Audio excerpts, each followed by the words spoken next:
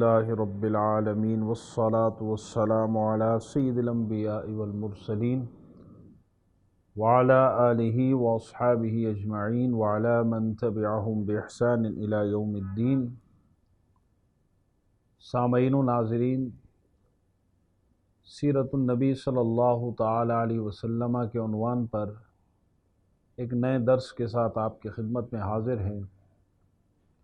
گزشتہ دروس میں ہم نے حضور علیہ الصلاۃ والسلام کی سیرت مبارکہ کا تفصیلی تذکرہ کیا اور سال بہ سال سیرت میں آنے والے تمام واقعات کو ہم نے ذکر کیا۔ گزشتہ درس میں نبی کریم صلی اللہ تعالی علیہ وسلم کے بدن مبارک کی نورانیت کا ہم نے کچھ ذکر کیا۔ حضور علیہ الصلاۃ والسلام کے بارے میں علماء نے لکھا کہ آپ علیہ الصلاۃ والسلام کے قد مبارک کا سایہ نہ تھا۔ چنانچہ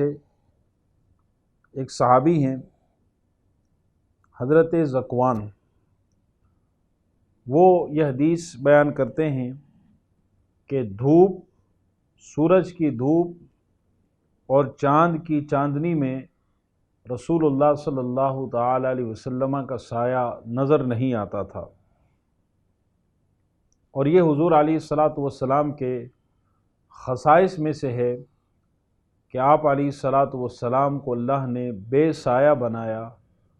اور آپ کا سایہ زمین پر نہیں پڑتا تھا۔ اسی طرح یہ بھی اللہ تبارک و تعالی نے آپ کو شان عطا فرمائی کہ مچھر، مکھی اور جوؤں سے اللہ تبارک و تعالی نے آپ کے جسم کو پاک رکھا۔ حضرت امام فخر الدین رازی رحمۃ اللہ علیہ نے اس روایت کو نقل کیا اور دیگر علماء نے بھی لکھا کہ بدن تو بدن آپ صلی اللہ تعالی علیہ وسلم کے کپڑوں پر بھی کبھی مکھی نہیں بیٹھی، نہ کپڑوں میں کبھی جوئیں پڑی اور نہ کبھی کسی مچھر نے آپ کو کاٹا۔ اس کی وجہ یہی ہے کہ اللہ تبارک و تعالی نے آپ کے جسم کو پاک بنایا، خوشبودار بنایا اور ان تمام چیزوں سے آپ کو محفوظ رکھا، کیونکہ یہ چیزیں گندگی کا سبب ہیں۔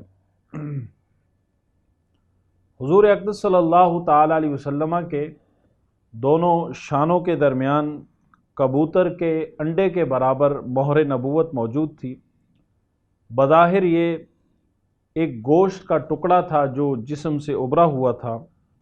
چنانچہ حضرت جابر بن سمرہ بیان کرتے ہیں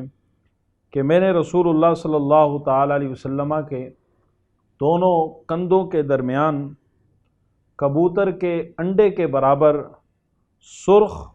ابھرا ہوا ایک غدود دیکھا، تو وہ دراصل مہر نبوت تھی۔ اس مہر کی عبارت یہ ہے، یہ عبارت اس پر لکھی تھی کہ اللہ وحدہ لا شریک لہ بوجہ حیث کنت فإنک متصور، اور بعض دیگر روایات میں بھی موجود ہیں کہ الفاظ جدا جدا دیگر روایات میں بھی موجود ہیں۔ حضرت انس بیان کرتے ہیں کہ رسول اللہ صلی اللہ علیہ وسلم کا جو قد مبارک تھا، آپ کی جو ہائٹ تھی، اس کے بارے میں حضرت انس بیان کرتے ہیں کہ نہ بہت زیادہ آپ کا قد لمبا تھا اور نہ ہی بہت پستہ تھا، بلکہ آپ صلی اللہ تعالی علیہ وسلم درمیانی قد والے تھے۔ آپ کا مقدس بدن انتہائی خوبصورت، جب چلتے تو اپنی گردن کو جھکا کر چلتے۔ اسی طرح حضرت علی بیان کرتے ہیں کہ رسول اللہ صلی اللہ علیہ وسلم نہ طویل القامت تھے نہ پست قد والے، بلکہ آپ درمیانے قد والے تھے، اور جب آپ علیہ الصلاۃ والسلام چلتے تو یوں معلوم ہوتا کہ جیسے آپ بلندی سے اترائی کی جانب اتر رہے ہیں۔ صحابہ کرام رضوان اللہ تعالی علیہم کے مجمع میں اگر حضور چلتے، اگرچہ حضور کا قد طویل نہیں تھا، لیکن صحابہ بیان کرتے ہیں کہ جب حضور کثیر افراد میں چلتے تو سب سے دراز قد حضور نظر آتے تھے۔ حضور علیہ الصلاۃ والسلام کے سر انور کے بارے میں صحابہ کہتے ہیں کہ آپ صلی اللہ تعالیٰ علیہ وسلم کا سر انور بڑا تھا، اور سر انور کا بڑا ہونا یہ بھی آپ کے حسن و جمال کا ایک سبب ہے۔ نبی کریم صلی اللہ تعالیٰ علیہ وسلم کے مقدس بال نہ گھنگریالے تھے نہ بالکل سیدھے، بلکہ درمیانی کیفیت کے تھے۔ آپ صلی اللہ تعالیٰ علیہ وسلم کے سر انور کے بال پہلے کانوں کی لو تک تھے، پھر بعض روایتوں میں آتا ہے کہ کندھے تک بھی رہے، اور حجۃ الوداع کے موقع پر حضور علیہ السلام نے بالکل اپنے بال اتروا دیے، حلق فرما لیا۔ اسی طرح نبی کریم صلی اللہ تعالیٰ علیہ وسلم کے رخ انور کی بات کی جائے تو آپ کا رخ انور، چہرہ منور، اللہ تبارک و تعالیٰ کے جمال و جلال کا مظہر اور اللہ تبارک و تعالیٰ کے انوار و تجلیات کا مظہر ہے۔ انتہائی کشادہ چہرے والے حضرت جابر بن سمرہ کہتے ہیں کہ ایک رات، چاندنی رات تھی، میں حضور کی بارگاہ میں حاضر ہوا۔ حضور علیہ الصلاۃ والسلام ایک سرخ رنگ کا جبہ پہنے ہوئے تشریف فرما تھے۔ وہ کہتے ہیں کہ میں کبھی چاند کی طرف دیکھتا اور کبھی چہرہ مصطفیٰ کی طرف دیکھتا، میں دونوں میں موازنہ کرتا رہا کہ زیادہ حسین کون ہے۔ وہ کہتے ہیں کہ بالآخر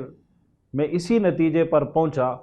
کہ حضور کا چہرہ 14ویں کے چاند سے بھی زیادہ حسین ہے۔ اسی طرح ایک اور صحابی حضرت علی بیان کرتے ہیں حضور کا حلیہ، کہتے ہیں کہ آپ صلی اللہ تعالیٰ علیہ وسلم کو اگر کوئی اچانک دیکھ لیتا تو وہ آپ علیہ الصلاۃ والسلام کے روب میں آ جاتا، اور پہچاننے کے بعد جب آپ سے ملتا تو آپ سے محبت کرنے لگتا۔ حضرت براء ابن عازب کہتے ہیں کہ رسول اللہ صلی اللہ علیہ وسلم تمام انسانوں میں سب سے بڑھ کر خوبرو اور سب سے زیادہ اچھے اخلاق والے تھے۔ حضرت عبداللہ بن سلام رضی اللہ تعالیٰ عنہ آپ علیہ السلام کے چہرہ مبارک کے بارے میں کہتے ہیں کہ فلما تبینت وجہہ عرفت ان وجہہ لیس بوجہ کذاب، کہتے ہیں کہ جب میں نے حضور کے چہرے کو بغور دیکھا تو میں اسی نتیجے پر پہنچا کہ ایسا چہرہ کسی جھوٹے شخص کا چہرہ نہیں ہو سکتا۔ اسی طرح حضور علیہ الصلاۃ والسلام کے چہرہ مبارک کے حسن کو صحابہ نے مختلف احادیث میں اپنے اپنے انداز سے بیان کیا۔ نبی کریم صلی اللہ تعالیٰ علیہ وسلم کی مبارک آنکھوں کی بات کی جائے تو آپ صلی اللہ تعالیٰ علیہ وسلم کی آنکھیں قدرتی طور پر سرمنگی تھی اور چشمان مبارک بڑی تھی، اور آپ علیہ الصلاۃ والسلام کی جو پلکیں تھیں وہ گھنی تھی اور دراز تھی، اور آپ صلی اللہ تعالیٰ علیہ وسلم کی مبارک آنکھوں کا یہ معجزہ ہے کہ جیسے آپ آگے دیکھتے ویسے ہی پیچھے دیکھتے اور ویسے ہی دائیں اور بائیں طرف دیکھا کرتے تھے۔ اور یہ بھی آپ صلی اللہ تعالیٰ علیہ وسلم کا معجزہ ہے کہ جیسے آپ دن کے اجالے میں دیکھتے ویسے ہی رات کی تاریکی میں دیکھا کرتے۔ ایک موقع پر حضور نے صحابہ سے فرمایا کہ اقیموا الرکوع والسجود فواللہ انی لاراکم من بعدی، حضور نے فرمایا کہ اے لوگو اپنا رکوع اور سجود پورا کیا کرو، خدا کی قسم میں تمہیں پیچھے سے بھی دیکھتا ہوں۔ اسی طرح نبی کریم صلی اللہ تعالیٰ علیہ وسلم کا دیکھنا صرف محسوسات تک ہی محدود نہیں تھا، بلکہ وہ چیزیں کہ جو غیر محسوس ہیں، جن کو نہیں دیکھا جا سکتا بظاہر آنکھوں سے، لیکن نگاہ نبوت ان چیزوں کو بھی دیکھا کرتی تھی۔ نبی کریم صلی اللہ تعالیٰ علیہ وسلم کی بینی مبارک، آپ کی ناک مبارک انتہائی خوبصورت، دراز اور بلند تھی، اور دیکھنے والے کو ذرا سی اونچی نظر آتی۔ وہ دراصل ناک اونچی نہیں تھی، بلکہ اس کے اوپر نور تھا جو دیکھنے والے کو نظر آتا۔ اسی طرح آپ صلی اللہ تعالیٰ علیہ وسلم کی مقدس پیشانی، حضور کی پیشانی مبارک کشادہ اور چوڑی تھی اور انتہائی چمکدار تھی، اور آپ صلی اللہ تعالیٰ علیہ وسلم کی پیشانی مبارک کی تعریف حضرت حسان بن ثابت نے اپنے اشعار بھی فرمائی۔ نبی کریم صلی اللہ تعالیٰ علیہ وسلم کے گوشت مبارک، آپ کے کان مبارک، ان کی اپنی ایک الگ شان تھی۔ چنانچہ آپ صلی اللہ تعالیٰ علیہ وسلم نے حدیث میں فرمایا کہ انی ارا ما لا ترون و اسمع ما لا تسمعون، فرمایا کہ میں وہ دیکھتا ہوں جو تم نہیں دیکھ سکتے، اور فرمایا کہ میں وہ سنتا ہوں جو تم نہیں سن سکتے۔ تو اس حدیث مبارک سے معلوم ہوتا ہے کہ نبی کریم صلی اللہ تعالیٰ علیہ وسلم کو اللہ نے قوت سماعت سب سے بڑھ کر عطا کی، اس لیے فرمایا کہ دور و نزدیک کے سننے والے وہ کان، کان لعلے کرامت پہ لاکھوں سلام۔ آپ کا دہن مبارک، آپ کے رخسار مبارک انتہائی نرم و نازک ہموار تھے۔ آپ صلی اللہ تعالیٰ علیہ وسلم کا دہن مبارک کشادہ، اور آپ صلی اللہ تعالیٰ علیہ وسلم کے دندار مبارک انتہائی روشن تھے۔ آپ صلی اللہ تعالیٰ علیہ وسلم جب گفتگو فرماتے تو آپ کے سامنے کے دندان مبارک کے درمیان سے ایک نور نکلتا جس سے چیزیں چمک اٹھتی۔ چنانچہ جب آپ صلی اللہ تعالیٰ علیہ وسلم مسکراتے تو آپ کے چہرے مبارک سے بھی نور نکلتا۔ اور یہ بھی حضور علیہ السلام کی اور تمام انبیاء کرام کی خصوصیت ہے کہ انبیاء کرام کو جماہی نہیں آتی، کیونکہ جماہی شیطان کی طرف سے ہے، شیطان کا تسلط ہے انسان کے جسم پر، اور اللہ تبارک و تعالی انبیاء کو شیطان کے تسلط سے محفوظ فرماتا ہے۔ آپ صلی اللہ تعالی علیہ وسلم کی زبان اقدس وحی الہی کی ترجمان اور سرچشمہ آیت و مخزن و معجزات ہے۔ آپ صلی اللہ تعالی علیہ وسلم کو اللہ تعالی نے ایسی فصاحت و بلاغت عطا کی کہ عرب کے بڑے بڑے فصحاء اور بلغاء آپ کے سامنے عاجز آ جاتے۔ اسی لیے اعلیٰ حضرت نے فرمایا کہ تیرے آگے یوں ہیں دبے لچے، فصحاء عرب کے بڑے بڑے، کوئی جان منہ میں زبان نہیں بلکہ جسم میں جان نہیں۔ آپ صلی اللہ تعالی علیہ وسلم کی زبان مبارک کا یہ اعجاز تھا کہ جو بھی آپ نے فرمایا، آپ نے کسی چیز کے بارے میں، کسی چیز کے ہو جانے کے بارے میں فرمایا تو ایک آن میں اللہ تعالیٰ نے اس شے کو وجود عطا کر دیا۔ وہ زبان جس کو سب کن کی کنجی کہیں، اس کی نافذ حکومت پہ لاکھوں سلام، اس کی پیاری فصاحت پہ بے حد درود، اس کی دلکش بلاغت پہ لاکھوں سلام۔ آپ صلی اللہ تعالیٰ علیہ وسلم کا لعاب دہن بیماروں کو شفا دینے والا ایک عظیم تریاق تھا۔ آپ صلی اللہ تعالیٰ علیہ وسلم کی سیرت میں آپ نے سنا کہ حضرت ابوبکر صدیق کے پاؤں پر سانپ نے کاٹا، لعاب دہن لگایا، اللہ نے شفا عطا فرما دی۔ حضرت علی کی آنکھوں میں آشوب چشم کی بیماری تھی، غزوہ خیبر کے موقع پر حضور نے اپنا لعاب دہن لگایا، اللہ نے آنکھیں ٹھیک فرما دی۔ اسی طرح ایک صحابی کو جنگ بدر میں تیر لگا اور آنکھ پھوٹ گئی، حضور نے لعاب دہن لگایا، آنکھ ٹھیک ہو گئی۔ ایک موقع پر ایک صحابہ کی پنڈلی ٹوٹ گئی، ایک صحابی کی پنڈلی ٹوٹ گئی، حضور کی بارگاہ میں حاضر ہوئے، حضور نے اپنا لعاب دہن لگایا، اللہ تعالیٰ نے اس ٹوٹی ہوئی پنڈلی کو صحیح فرما دیا۔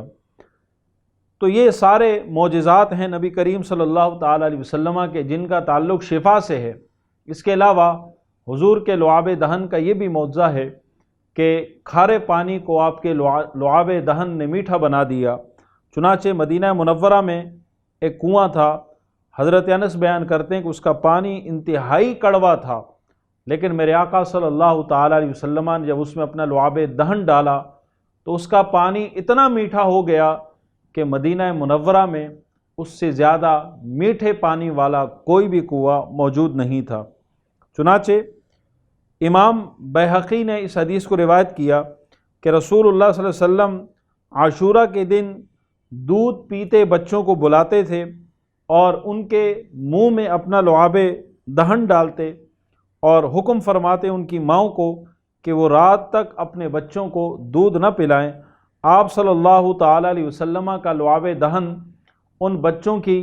بھوک اور پیاس کو ختم کر دیتا، انہیں سیراب کر دیتا کہ رات تک انہیں نہ بھوک لگتی نہ پیاس لگتی۔ کہ جس کی پانی سے شاداب جان و جنا اس دہن کی طراوت پہ لاکھوں سلام، جس سے کھاری کنویں شیر جاں بنے، اس زلال حلاوت پہ لاکھوں سلام۔ نبی کریم صلی اللہ تعالیٰ علیہ وسلم کی آواز مبارک اللہ نے جہاں دیگر انبیاء کو حسین خوبصورت آواز عطا کی، اسی طرح سرکار دو عالم صلی اللہ تعالیٰ علیہ وسلم کو بھی اللہ تعالیٰ نے کمال کی حسن والی آواز عطا کی۔ نبی کریم صلی اللہ تعالیٰ علیہ وسلم تمام انبیاء میں سب سے زیادہ خوش آواز تھے اور خوش کلام تھے، اور حضور علیہ الصلاۃ والسلام کا یہ معجزہ تھا کہ آپ صلی اللہ تعالیٰ علیہ وسلم جب ہزاروں کے اجتماع میں خطبہ ارشاد فرماتے تو جیسے پہلے شخص کھڑا ہوا آپ کی آواز کو سنتا، ویسے ہی جو سب سے آخر میں ہوتا وہ بھی اسی طرح حضور کے کلام کو سنا کرتا تھا کہ جس میں نہریں ہیں شیر و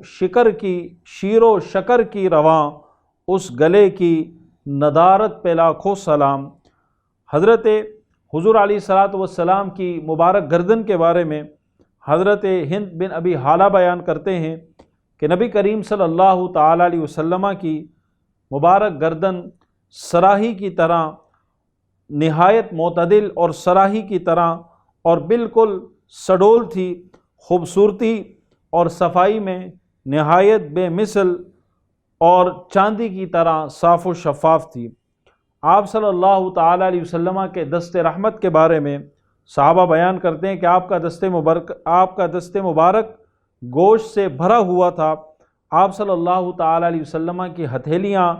بڑی چوڑی تھی، آپ کی کلائیاں لمبی، اور آپ کے بازو اور آپ کا ہاتھ گوشت سے بھرے ہوئے تھے۔ حضرت انس کہتے ہیں کہ میں نے کسی ریشم اور دیباج کو آپ صلی اللہ تعالیٰ علیہ وسلم کی مبارک ہتھیلی سے زیادہ نرم و نازک نہیں پایا، اور نہ ہی کسی خوشبو کو آپ کے جسم سے آنے والی خوشبو سے بڑھ کر اور بہتر پایا۔ چنانچہ جس شخص سے آپ صلی اللہ تعالیٰ علیہ وسلم مصافحہ فرماتے وہ دن بھر اپنے ہاتھوں میں خوشبو پاتا۔ جس بچے کے سر پر آپ صلی اللہ تعالیٰ علیہ وسلم اپنا دست مبارک رکھتے، وہ بچہ خوشبو میں تمام بچوں سے ممتاز ہو جاتا۔ حضرت جابر بن سمرہ بیان کرتے ہیں کہ میں نے حضور علیہ الصلاۃ والسلام کے ساتھ نماز ظہر ادا کی۔ جب آپ اپنے گھر کی طرف روانہ ہوئے تو میں بھی ساتھ ہی نکلا۔ کہتے ہیں کہ آپ صلی اللہ تعالیٰ علیہ وسلم کو دیکھ کر چھوٹے چھوٹے بچے آپ کی طرف دوڑنے لگے۔ جو بھی آپ کے سامنے آتا بچہ، آپ رحمت سے اس کے رخسار پر ہاتھ پھیر دیتے۔ وہ کہتے ہیں کہ اسی دوران حضور نے میرے رخسار پر بھی اپنا دست مبارک لگایا۔ کہتے ہیں کہ آپ کا دست مبارک ٹھنڈا تھا، اس سے ٹھنڈک میں نے محسوس کی، اور کہتے ہیں کہ دست مبارک سے ایسی خوشبو آ رہی تھی کہ ایسی خوشبو کسی عطر فروش کے پاس بھی نہیں ہے۔ دست مبارک سے طرح طرح کے معجزات صادر ہوئے۔ اعلیٰ حضرت امام اہل سنت نے اپنے اشعار میں دست مبارک کے معجزات کو یوں بیان کیا کہ ہاتھ جس سمت اٹھا غنی کر دیا، موج بحر سماحت پہ لاکھوں سلام، جس کو بارے دو عالم کی پرواہ نہیں، ایسے بازو کی قوت پہ لاکھوں سلام۔ کعبہ دین و ایمان کے دونوں ستون، ساعدین رسالت پہ لاکھوں سلام،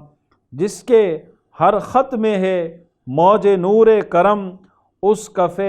بحر ہمت پہ لاکھوں سلام۔ نور کے چشمے لہرائیں دریا بہیں، انگلیوں کی کرامت پہ لاکھوں سلام۔ نبی کریم صلی اللہ تعالیٰ علیہ وسلم کے شکم مبارک اور سینہ مبارک کی بات کی جائے تو آپ صلی اللہ تعالیٰ علیہ وسلم کا شکم مبارک سینہ مبارک دونوں ہموار اور برابر تھے۔ نہ شکم آپ کے سینے سے اونچا تھا اور نہ سینہ شکم مبارک سے اونچا تھا۔ آپ صلی اللہ تعالیٰ علیہ وسلم کے شکم مبارک اور سینہ اقدس دونوں برابر تھے اور ہموار تھے، اور آپ علیہ الصلاۃ والسلام کا سینہ مبارک تو وہ سینہ مبارک ہے کہ جسے اللہ تبارک و تعالیٰ نے اپنی معرفت کا مرکز بنایا۔ حضور علیہ الصلاۃ والسلام کے پاؤں مبارک کی بات کی جائے تو آپ صلی اللہ تعالیٰ علیہ وسلم کے مبارک پاؤں چوڑے تھے، گوشت سے بھرے ہوئے، اور آپ صلی اللہ تعالیٰ علیہ وسلم کے مبارک پاؤں کے بے شمار معجزات ہیں۔ آپ صلی اللہ تعالیٰ علیہ وسلم جب چلتے تو انتہائی تواضع کے ساتھ، عاجزی کے ساتھ چلا کرتے۔ نبی کریم صلی اللہ تعالیٰ علیہ وسلم جب چلتے تو کوئی چلنے میں حضور کا مقابلہ نہ کرتا۔ صحابہ کہتے ہیں کہ جب حضور چلا کرتے تو ہمیں یوں محسوس ہوتا کہ زمین حضور کے قدموں کے نیچے لپٹے جا رہی ہے، اور جب صحابہ کہتے ہیں کہ حضور آرام سے چل رہے ہوتے اور ہمیں مشقت کے ساتھ دوڑ کر حضور کے ساتھ چلنا پڑتا، حالانکہ حضور علیہ الصلاۃ والسلام انتہائی سکون اور وقار سے چل رہے ہوتے۔ اسی لیے اعلیٰ حضرت امام اہل سنت فرماتے ہیں کہ ساق اصل، قدم شاخ، نخل کرم، شمع راہ اصابت پہ لاکھوں سلام، کھائی قرآن نے خاک گزر کی قسم، اس کف پاک کی حرمت پہ لاکھوں سلام۔ نبی کریم صلی اللہ تعالیٰ علیہ وسلم کے لباس مبارک کی بات کی جائے تو آپ کا لباس مبارک سوتی کپڑے کا ہوتا، اور کبھی کبھار آپ اون کا لباس بھی استعمال فرماتے۔ نبی کریم صلی اللہ تعالیٰ علیہ وسلم نے قبا، پیراہن، تہبند، حلہ، چادر، امامہ، موزہ، اور یہ تمام چیزیں حضور علیہ الصلاۃ والسلام نے انہیں آپ علیہ الصلاۃ والسلام نے زیب تن فرمایا۔ تو نبی کریم صلی اللہ تعالیٰ علیہ وسلم انتہائی نفیس لباس پہنتے، انتہائی خوبصورت لباس کا انتخاب فرماتے، اور سادگی کو برقرار رکھتے ہوئے حضور علیہ الصلاۃ والسلام لباس کا انتخاب فرماتے۔ نبی کریم صلی اللہ تعالیٰ علیہ وسلم کی سیرت مبارکہ آپ کی ذات میں، آپ کی ذات کے حوالے سے بالخصوص آپ صلی اللہ تعالیٰ علیہ وسلم نے کن کن چیزوں کو استعمال کیا، اس حوالے سے انشاءاللہ ہم تفصیلات جو ہیں وہ بریک کے بعد دوبارہ آپ کی خدمت میں پیش کریں گے۔ خدمت میں حاضر ہیں۔ نبی کریم صلی اللہ تعالیٰ علیہ وسلم کی وفات کا ہم نے تذکرہ کیا۔ حضرت ابوبکر صدیق حضور کی بارگاہ میں حاضر ہوئے، نبی کریم صلی اللہ تعالیٰ علیہ وسلم کے ماتھے پر بوسہ دیا اور حضور کی ذات کے بارے میں اپنے جذبات و خیالات کا اظہار کیا۔ اس کے بعد حضرت صدیق اکبر مسجد تشریف لائے۔ اس وقت حضرت عمر لوگوں کے سامنے تقریر کر رہے تھے۔ آپ رضی اللہ تعالیٰ عنہ نے حضرت ابوبکر صدیق نے فرمایا کہ اے عمر بیٹھ جاؤ۔ حضرت عمر نے بیٹھنے سے انکار کر دیا۔ حضرت ابوبکر صدیق نے انہیں چھوڑ دیا اور خود لوگوں کی طرف متوجہ ہوئے اور آپ نے خطبہ دینا شروع کیا۔ حضرت ابوبکر صدیق نے اپنے خطبے میں لوگوں سے کہا کہ اے لوگو، تم میں سے جو کوئی محمد صلی اللہ تعالیٰ علیہ وسلم کی عبادت کرتا تھا وہ جان لے کہ ان کا وصال ہو چکا، اور جو خدا کی عبادت کرتا تھا وہ جان لے کہ خدا زندہ ہے، کبھی نہیں مرے گا۔ اس کے بعد حضرت ابوبکر صدیق رضی اللہ تعالیٰ عنہ نے قرآن مجید کی سورہ آل عمران کی یہ آیت تلاوت کی کہ وما محمد الا رسول قد خلت من قبلہ الرسل افإن مات او قتل انقلبتم علی اعقابکم ومن ينقلب علی عقبیہ فلن یضر اللہ شیئا وسیجزی اللہ الشاکرین۔ یعنی محمد صلی اللہ تعالیٰ علیہ وسلم تو اللہ کے رسول ہیں، اور ان سے پہلے بہت سے رسول گزر چکے، اگر وہ وفات پا جائیں یا شہید کر دیے جائیں، کیا تم ایڑیوں کے بل، پاؤں کے بل پھر جاؤ گے؟ اور جو اپنی ایڑیوں کے بل پھر جائے وہ اللہ کو کچھ ضرر نہیں پہنچا سکتا، اور ان قریب اللہ تبارک و تعالی شکر ادا کرنے والوں کو جزا عطا فرمائے گا۔ حضرت عبداللہ ابن عباس بیان کرتے ہیں کہ حضرت ابوبکر صدیق رضی اللہ تعالیٰ عنہ کی زبان سے جب ہم نے یہ آیت سنی تو ہمیں یوں معلوم ہوا کہ جیسا کہ اس آیت کو کوئی جانتا ہی نہ تھا، اور سن کر ہر شخص اس آیت کو پڑھنے لگا۔ حضرت عمر کا بیان ہے کہ میں نے جب حضرت ابوبکر صدیق کی زبان سے یہ آیت سنی تو پھر مجھے یقین ہو گیا کہ واقعی نبی کریم صلی اللہ تعالیٰ علیہ وسلم کا وصال ہو چکا ہے۔ چنانچہ حضرت عبداللہ ابن عمر کہتے ہیں کہ گویا کہ ہم پر ایک پردہ پڑا ہوا تھا اور کوئی اس آیت کی طرف گویا کہ دھیان ہی نہیں دے رہا تھا، حضرت ابوبکر صدیق رضی اللہ تعالیٰ عنہ نے گویا کہ اس پردے کو اٹھا دیا۔ چونکہ حضور علیہ الصلاۃ والسلام کی یہ وصیت تھی کہ میری تجہیز و تکفین میرے اہل بیت اور اہل خاندان کریں، اسی لیے تجہیز و تکفین کی تمام ذمہ داریاں حضور علیہ الصلاۃ والسلام کے خاندان نے ادا فرمائی۔ چنانچہ حضرت فضل بن عباس، حضرت قسم بن عباس، حضرت علی اور حضرت عباس اور حضرت اسامہ بن زید نے مل کر آپ صلی اللہ تعالی علیہ وسلم کو غسل دیا، اور ناف مبارک اور پلکوں پر جو پانی کے قطرات و تری جمع تھی،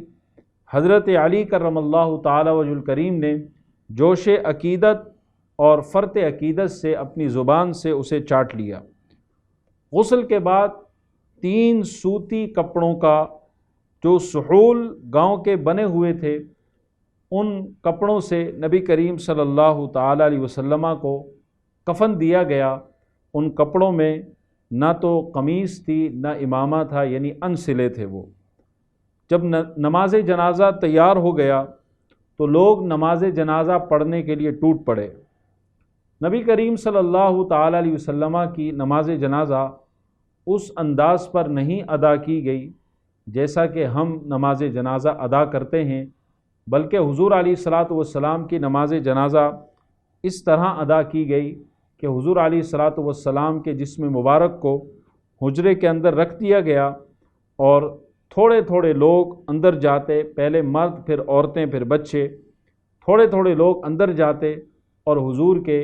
مبارک جسم کے سامنے کھڑے ہو کر صرف درود و سلام پیش کرتے اور باہر آ جاتے۔ تو اس طرح حضور علیہ الصلاۃ والسلام کی نماز جنازہ پڑھی گئی، یعنی نہ تو اس مروجہ انداز پر جنازہ پڑھی گئی جیسے ہم پڑھتے ہیں جس میں امام ہوتا ہے، مقتدی ہوتے ہیں، اس طرح حضور کی جنازہ نہیں پڑھی گئی، بلکہ لوگ ٹولیوں کی شکل میں جاتے، حضور کی بارگاہ میں سلام پیش کرتے اور پھر باہر آ جاتے۔ حضور علیہ الصلاۃ والسلام کی قبر مبارک تیار کرنے کا اعزاز جلیل القدر صحابی حضرت ابو طلحہ انصاری رضی اللہ تعالی عنہ کو نصیب ہوا۔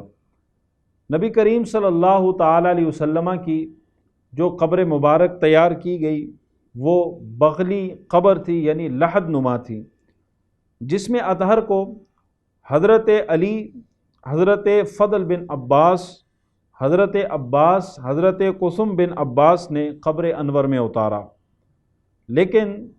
دیگر روایات سے معلوم ہوتا ہے کہ حضرت اسامہ اور حضرت عبد الرحمن بن عوف قبر میں اترے تھے۔ صحابہ کرام میں اس بات پر ضرور اختلاف ہوا کہ حضور علیہ السلام کی تدفین کہاں کی جائے۔ کچھ لوگوں نے کہا کہ مسجد نبوی میں دفن کیا جائے، کچھ کی رائے یہ تھی کہ جو مسلمانوں کا قبرستان ہے جنت البقیع وہاں پر تدفین کی جائے۔ اس موقع پر بھی حضرت صدیق اکبر نے اپنی رائے کے ذریعے اس اختلاف کو ختم کیا اور ارشاد فرمایا کہ میں نے رسول اللہ صلی اللہ تعالی علیہ وسلم کو یہ فرماتے ہوئے سنا ہے کہ نبی کو وہیں دفن کیا جاتا ہے جہاں نبی کی وفات ہو۔ تو جس جگہ حضور علیہ الصلاۃ والسلام کی وفات ہوئی، جس حجرے میں، اسی حجرے میں نبی کریم صلی اللہ تعالی علیہ وسلم کی تدفین ہوئی۔ حضرت عبداللہ ابن عباس فرماتے ہیں کہ اس حدیث کو سن کر لوگوں نے حضور علیہ الصلاۃ والسلام کا جو بچھونا تھا جہاں حضور آرام فرماتے تھے اس کو اٹھایا، اور وہیں پر حضور علیہ الصلاۃ والسلام کی قبر انور تیار کی گئی، اور اسی قبر میں حضور علیہ الصلاۃ والسلام کی تدفین کی گئی۔ حضور اقدس صلی اللہ تعالی علیہ وسلم کے غسل شریف اور تجہیز و تکفین کی سعادت حاصل کرنے کے لیے ظاہر ہے ہر صحابی بیتاب تھا، ہر صحابی بے قرار تھا، لیکن حضرت ابوبکر صدیق رضی اللہ تعالیٰ عنہ نے یہ حکم جاری فرما رکھا تھا کہ یہ اہل بیت کا حق ہے،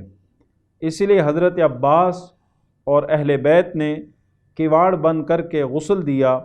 اور حضور علیہ الصلاۃ والسلام کو کفن پہنایا، اور حضرت ابوبکر صدیق اور تمام صحابہ گھر کے باہر دروازے کے پاس موجود رہے، لیکن حضور کی تجہیز اور تکفین تدفین کے سارے مراحل نبی کریم صلی اللہ تعالیٰ علیہ وسلم کے اہل بیت نے انجام دیے۔ نبی کریم صلی اللہ تعالیٰ علیہ وسلم نے چونکہ بڑی زاہدانہ زندگی گزاری، انتہائی سادہ طرز زندگی اختیار کیا، اسی لیے حضور علیہ الصلاۃ والسلام نے اپنے ترکے میں کچھ زیادہ قیمتی سامان نہیں چھوڑا۔ حضرت عمر بن الحارث بیان کرتے ہیں کہ حضور علیہ الصلاۃ والسلام نے اپنی وفات کے وقت نہ تو کوئی درہم چھوڑا، نہ کوئی دینار چھوڑا، نہ کوئی لونڈی غلام چھوڑا کچھ، اور اس کے علاوہ بھی حضور علیہ الصلاۃ والسلام نے کچھ نہیں چھوڑا سوائے اس کے کہ کچھ سواری کے جانور تھے، کچھ جنگی ہتھیار تھے، اور کچھ زمینیں تھی حضور علیہ الصلاۃ والسلام کی کہ جسے عام مسلمانوں کے لیے حضور نے صدقہ کر دیا تھا۔ چنانچہ حضور علیہ الصلاۃ والسلام نے جو چیزیں چھوڑی، حضور کے تبرکات یا متروکات میں وہ 3 چیزیں تھیں۔ بنو نضیر، فدق اور خیبر کی کچھ زمینیں تھیں، اسی طرح سواری کے کچھ جانور تھے اور کچھ جنگی ہتھیار تھے۔ نبی کریم صلی اللہ تعالیٰ علیہ وسلم نے جو زمینیں چھوڑی، بنو نضیر کی، فدق کی اور خیبر کی، ان زمینوں میں کچھ باغات تھے۔ ان باغات سے جو بھی آمدن ہوتی، حضور علیہ الصلاۃ والسلام اس آمدن میں سے سال بھر کا خرچہ اپنی ازواج مطہرات کے لیے نکالتے، اور جو اس سے بچ جاتا وہ عام مسلمانوں اور فقراء پر آپ خرچ فرما دیا کرتے تھے، اور یہ سلسلہ اسی طرح جاری رہا۔ حضرت ابوبکر کے دور میں بھی جیسے حضور کے دور میں رہا، ویسے حضرت ابوبکر کے دور میں رہا، حضرت عمر کے دور میں رہا، حضرت عثمان کے دور میں رہا، اور تقسیم کا یہی سلسلہ حضرت علی کرم اللہ تعالی وجہ الکریم کے دور میں بھی جاری رہا۔ جو سواری کے جانور حضور علیہ الصلاۃ والسلام نے چھوڑے، اس حوالے سے علماء نے لکھا کہ حضور کی ملکیت میں 7 گھوڑے، 5 خچر اور کچھ اونٹنیاں وغیرہ تھی۔ اب یہ تفصیلات معلوم نہیں کہ وفات کے وقت ان میں سے کتنے جانور زندہ تھے۔ بہرحال یہ جانور سواری کے کچھ تو حضور علیہ الصلاۃ والسلام نے خریدے تھے، اور کچھ حضور علیہ الصلاۃ والسلام کو نذرانے اور تحفے میں عطا فرمائے تھے۔ اسی طرح حضور علیہ الصلاۃ والسلام نے کچھ جنگی ہتھیار جو جنگوں میں حضور استعمال فرماتے، وہ بھی حضور علیہ الصلاۃ والسلام نے وفات کے وقت چھوڑے۔ کچھ اس میں تلواریں تھیں اور کچھ دیگر سامان تھا۔ نبی کریم صلی اللہ تعالیٰ علیہ وسلم کے کچھ تبرکات صدیوں موجود رہے۔ چنانچہ ایسی تمام چیزیں جو حضور کی ذات سے وابستہ رہی، صحابہ کرام نے بڑی عقیدت اور محبت کے ساتھ ان چیزوں کو اپنے پاس سنبھال کے رکھا۔ چنانچہ نبی کریم صلی اللہ تعالیٰ علیہ وسلم کے منہ مبارک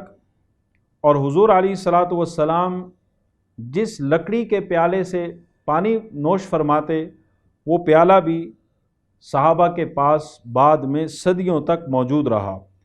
حضرت انس رضی اللہ تعالیٰ عنہ کے پاس کافی حضور کے تبرکات موجود تھے۔ ان تبرکات کو انہوں نے اپنے گھر میں سنبھال کے رکھا۔ ایک موٹا کمبل حضرت بی بی عائشہ صدیقہ رضی اللہ تعالیٰ عنہ کے پاس تھا، جس کو وہ بطور تبرک اپنے پاس رکھا کرتی تھی اور لوگوں کو اس کی زیارت کرواتی۔ حضرت ابو بردہ رضی اللہ تعالیٰ عنہ بیان کرتے ہیں کہ ہم لوگ حضرت بی بی عائشہ صدیقہ رضی اللہ تعالیٰ عنہ کی خدمت میں حاضر ہوئے تو انہوں نے ہمیں ایک موٹا کمبل نکال کر دکھایا اور ارشاد فرمایا کہ یہ وہی کمبل ہے کہ اسی کمبل میں حضور علیہ الصلاۃ والسلام نے وفات پائی۔ حضور کی تلوار ذوالفقار حضرت علی کے پاس تھی، اور بعد میں یہ تلوار ان کے خاندان میں نسل در نسل چلتی رہی، اور یہی تلوار میدان کربلا میں حضرت حسین رضی اللہ تعالیٰ عنہ کے پاس تھی، اور اس کے بعد یہی تلوار ان کے فرزند حضرت زین العابدین رضی اللہ تعالیٰ عنہ کے پاس رہی۔ چنانچہ حضرت امام حسین کی شہادت کے بعد امام زین العابدین جب یزید بن معاویہ کے پاس رخصت ہو کر مدینہ تشریف لائے تو مشہور صحابی حضرت مسور بن مخزمہ حاضر خدمت ہوئے اور عرض کی کہ اگر کوئی حاجت یا کوئی میرے لائق خدمت ہو تو آپ مجھے حکم دیجئے۔ انہوں نے کہا کہ مجھے کوئی حاجت نہیں۔ پھر حضرت مسور نے آپ سے گزارش کی کہ آپ کے پاس جو حضور کی تلوار ہے وہ مجھے عنایت فرما دیجئے، مجھے خطرہ ہے کہ کہیں وہ تلوار ضائع نہ ہو جائے۔ حضرت امام زین العابدین نے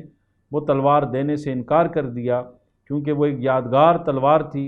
جو حضور علیہ الصلاۃ والسلام کی تھی، اور ان کے پاس چونکہ بطور یادگار کے موجود تھی، اسی لیے حضرت امام زین العابدین نے اس تلوار کو اپنے سے جدا کرنا گوارا نہ سمجھا۔ نبی کریم صلی اللہ تعالیٰ علیہ وسلم کی انگوٹھی مبارک اور عصائے مبارک جانشین ہونے کے بنا پر خلفائے راشدین کے پاس رہے۔ حضرت ابو بکر، حضرت عمر، حضرت عثمان اپنے اپنے زمانے میں ان کے پاس حضور کی انگوٹھی مبارک رہی، حضور علیہ الصلاۃ والسلام کا عصا بھی رہا۔ بعد میں حضور علیہ الصلاۃ والسلام کی انگوٹھی مسجد قباء کے قریب ایک کنواں تھا، اس کنویں میں گر کر وہ انگوٹھی ضائع ہو گئی، اور جسے اس کنویں کو بئر خاتم بھی کہا جاتا ہے۔ اسی طرح عصائے مبارک بھی صحابہ کے پاس موجود رہا، حتیٰ کہ حضرت علی اپنے زمانے میں حضور کے عصا کو لے کر منبر پر خطبہ ارشاد فرما رہے تھے کہ ایک بدبخت شخص اٹھا اور اچانک اس نے وہ عصا حضرت علی کے ہاتھوں سے چھین کر اسے توڑ ڈالا۔ اس بے ادب پر یہ قہر الہی ٹوٹ پڑا کہ اس کا ہاتھ بالکل سڑ گیا، اس میں قوت بالکل ختم ہو گئی، اور وہ اسی تکلیف میں مبتلا ہو کر ہلاک ہو گیا۔ تو نبی کریم صلی اللہ تعالیٰ علیہ وسلم نے اپنی وفات کے بعد کوئی زیادہ سامان نہیں چھوڑا۔ اس کی وجہ یہی تھی کہ حضور علیہ الصلاۃ والسلام نے بڑی زاہدانہ زندگی گزاری اور انتہائی سادہ طرز زندگی حضور علیہ الصلاۃ والسلام نے اختیار فرمایا۔ نبی کریم صلی اللہ تعالیٰ علیہ وسلم کو اللہ تبارک و تعالیٰ نے کمال سیرت اور کمال صورت عطا فرمائی۔ جس طرح اللہ تبارک و تعالیٰ نے حضور علیہ الصلاۃ والسلام کو سیرت میں تمام اولین اور آخرین پر فضیلت عطا فرمائی، اسی طرح اللہ تبارک و تعالیٰ نے آپ کو صورت میں بھی کمال درجے کی فضیلت اور تمام پر آپ کو اللہ تبارک و تعالیٰ نے غلبہ عطا فرمایا۔ صحابہ کرام رضوان اللہ تعالیٰ علیہم اجمعین جنہوں نے جمال نبوت کی تجلیاں دیکھی، جنہوں نے جمال نبوت کی جلوہ آرائیاں دیکھی، انہوں نے یہی کہا کہ لم یخلق الرحمن مثل محمد ابدا و علمی انہ لا یخلق، یعنی اللہ تبارک و تعالی نے محمد عربی صلی اللہ تعالی علیہ وسلم کا مثل پیدا نہیں فرمایا، اور صحابی کہتے ہیں کہ میں جانتا ہوں کہ وہ کبھی پیدا بھی نہیں کرے گا۔ یہ اللہ تبارک و تعالی نے حضور کو بے مثل بنایا، بے مثال بنایا، اور حضور تا قیامت بے مثل و بے مثال رہیں گے۔ اسی طرح دربار رسالت کے عظیم شاعر حضرت حسان بن ثابت اپنے قصیدے میں حسن و جمال مصطفیٰ کو یوں بیان کرتے ہیں کہ وَأَحْسَنُ مِنْكَ لَمْ تَرَ قَطُّ عَيْنِي وَأَجْمَلُ مِنْكَ لَمْ تَلِدِ النِّسَاء، کہ یا رسول اللہ صلی اللہ علیہ وسلم، آپ سے زیادہ حسن و جمال والا میری آنکھ نے نہیں دیکھا، اور آپ سے زیادہ حسن و جمال والا تو کسی عورت نے جنا ہی نہیں۔ اور مزید کہا خلقت مبرئا من کل عیب کأنک قد خلقت کما تشاء، کہ آپ کو ہر عیب سے مبرہ اور پاک پیدا کیا گیا، اور آپ کو ایسا ہی پیدا کیا گیا جیسا کہ آپ چاہتے تھے۔ مزید علامہ بوصیری رحمۃ اللہ تعالی علیہ نے اپنے قصیدہ بردہ میں حضور کے حسن و جمال کو یوں بیان کیا کہ منزہ عن شریک فی محاسنہ فجوہر الحسن فیہ غیر منقسمین، یعنی محبوب خدا صلی اللہ تعالی علیہ وسلم اپنی خوبیوں میں ایسے ہی یکتا ہیں کہ اس معاملے میں کوئی ان کا شریک نہیں، کیونکہ ان میں جو حسن کا جوہر ہے وہ قابل تقسیم نہیں۔ اعلیٰ حضرت مولانا امام احمد رضا قادری رحمۃ اللہ تعالی علیہ نے اسی مضمون کو اس انداز سے بیان کیا۔ وہ فرماتے ہیں کہ تیرے خلق کو حق نے عظیم کیا، تیری خلق کو حق نے جمیل کیا، کوئی تجھ سا ہوا ہے نہ ہوگا شہا، تیرے خالق حسن و ادا کی قسم۔ بہرحال امت کا اس بات پر اجماع ہے کہ تناسب اعضاء اور حسن و جمال میں حضور نبی کریم صلی اللہ تعالی علیہ وسلم بے مثل و بے مثال ہیں۔ چنانچہ تمام سیرت نگاروں نے نبی کریم صلی اللہ تعالی علیہ وسلم کے حسن و جمال کو اپنے اپنے انداز میں اپنی اپنی کتابوں میں بیان کیا۔ کسی نے اشعار کی صورت میں بیان کیا، نظم کی صورت میں، اور کسی نے نثر کی صورت میں بیان کیا۔ حضرت ابو ہریرہ رضی اللہ تعالیٰ عنہ بیان کرتے ہیں کہ نبی کریم صلی اللہ تعالیٰ علیہ وسلم کے جسم اقدس کا رنگ گورا سفید تھا، ایسا معلوم ہوتا تھا کہ آپ کا بدن مبارک گویا کہ چاندی سے ڈھال کر بنایا گیا ہو۔ حضرت انس بن مالک رضی اللہ تعالیٰ عنہ بیان کرتے ہیں کہ آپ صلی اللہ تعالیٰ علیہ وسلم کا جسم مبارک نہایت نرم و نازک تھا۔ آپ صلی اللہ تعالیٰ علیہ وسلم نے کہتے ہیں کہ میں نے ریشم کو بھی آپ کے بدن سے زیادہ نرم و نازک نہیں دیکھا، یعنی ریشم سے بھی زیادہ نرم و نازک آپ کا بدن مبارک تھا۔ اور وہ کہتے ہیں کہ آپ صلی اللہ تعالیٰ علیہ وسلم کے جسم مبارک سے ایسی خوشبو آتی تھی کہ میں نے ایسی خوشبو کہیں نہیں سونگھی۔ حضرت کعب بن مالک فرماتے ہیں کہ جب نبی کریم صلی اللہ تعالیٰ علیہ وسلم خوش ہوتے، مسکرا رہے ہوتے، تو آپ کا چہرہ مبارک ایسے چمک رہا ہوتا کہ گویا کہ چاند کا ٹکڑا ہے۔ وہ کہتے ہیں کہ ہم اسی کیفیت سے حضور علیہ الصلاۃ والسلام کی شادمانی اور مسرت کو پہچان لیتے۔ آپ کے رخ انور پر پسینہ کے قطرات ایسے نظر آتے تھے جیسے موتی ہوں۔ مشک و عنبر سے بڑھ کر آپ کے جسم مبارک سے خوشبو آتی۔ حضرت انس کی والدہ ام سلیم کہتی ہیں کہ حضور دوپہر میں ان کے ہاں قیلولہ فرماتے، چمڑے کا بستر بچھا دیتی اور جو بھی جسم مبارک سے پسینہ آتا اسے ایک شیشی میں جمع کر لیتی۔ حضور نے فرمایا کہ تم کیوں جمع کرتی ہو؟ تو وہ کہنے لگی کہ آپ کے پسینے میں عنبر اور مشک سے بھی زیادہ خوشبو موجود ہے۔ چنانچہ حضرت انس نے یہ وصیت فرمائی تھی کہ جب میرا انتقال ہو جائے تو میری وفات کے بعد میرے بدن پر اور میرے کفن پر وہی خوشبو لگانا کہ جس خوشبو میں سرکار دو عالم صلی اللہ تعالی علیہ وسلم کا پسینہ ملا ہوا ہو۔ تو ایسا عظیم الشان جسم مبارک اللہ تعالیٰ نے اپنے محبوب کو عطا کیا۔ حضور علیہ الصلاۃ والسلام کی سیرت کے فضائل و خصائل، آپ کی ذات مبارکہ کے کمالات مزید انشاءاللہ ہم ایک نئے درس میں بیان کریں گے۔ اللہ تعالیٰ ہم سب کو حضور کی سیرت مبارکہ پڑھنے، سمجھنے اور اس سے استفادہ کرنے کی توفیق عطا فرمائے۔ وما علیہ الا البلاغ المبین۔